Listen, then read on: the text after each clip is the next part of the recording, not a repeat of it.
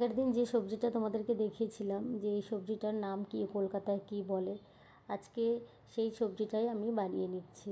ভীষণই simple recipe, তাও মনে হলো যে একবার দেখিয়ে দিই সবজিটার নাম গাবার, কিন্তু সবজিটার গুণাগুণটা অনেক বেশি। তো সেই গাবারের সবজিটা চলো দেখি কি করে বানাই আমি।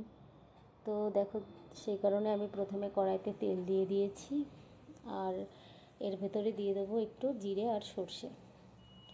তারপর দিয়ে দেবো কুচিয়ে রাখা রসুন আর একটু কাঁচা লঙ্কা। এরপর দিয়ে দেবো একটু কারি পাতা, আর দিয়ে দেবো একটু খোসা ছাড়ানো টমেটোটা আমি যখন এইভাবে কেটে রান্না করি তখন সবসময় খোসাটা ছাড়িয়েই দিই, কেননা টমেটোর খোসাটা পেটে গিয়ে হজম হয় না, ওইভাবেই বেরোয়। সেই কারণে টমেটোটা খোসা ছাড়িয়েই আমি সবসময় এইভাবে রান্না করি। আর দিয়ে দিচ্ছি কেটে রাখা সেই গাবার।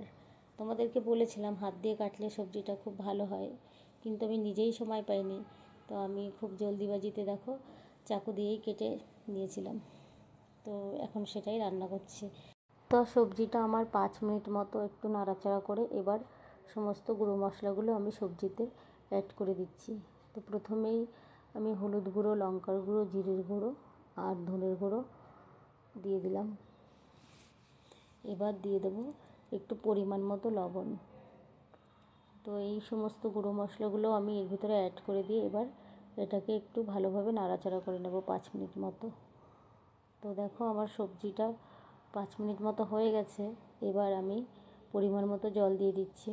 বলেছি সবজিটা বেশি গ্রেভি হয় না, তো তাও একটু বেশি করে জল দিয়েছি, কেননা সবজিটা না সেইভাবেও ফ্রেশ ছিল না, তো একটু গলতে সময় নেবে 5-7 মিনিট, নাহলে খুব তাড়াতাড়ি গলে যায় সবজিটা। তো একটু জলের পরিমাণটা বেশি দিয়ে আমি 5-7 মিনিট মতো ঢেকে দিচ্ছি। তো দেখো হয়ে গেছে আমার সবজিটা।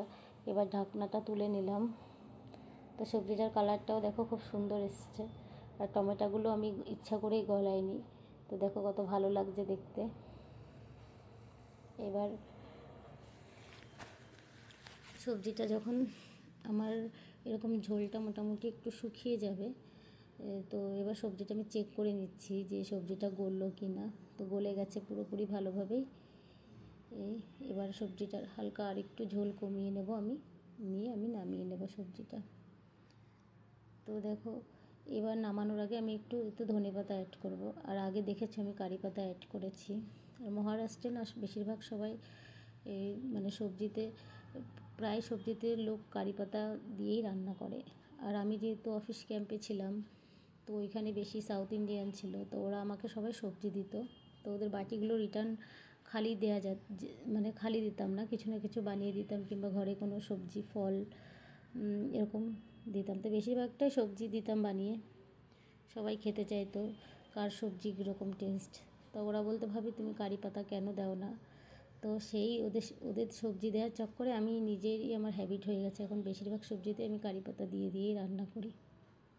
তো দেখো সবজিটা আমার হয়ে গেছে পুরোপুরি ভালোভাবে। এবার আমি নামিয়ে নিচ্ছি। এটা ভাতের সঙ্গে, রুটির সঙ্গে দুটো দিয়েই ভালো লাগবে, কিন্তু এই দুপুরবেলাতে আমরা এখন ভাত দিয়েই খাবো সবজিটা। তোমরাও খেতে পারো, খুব ভালো হয়েছে।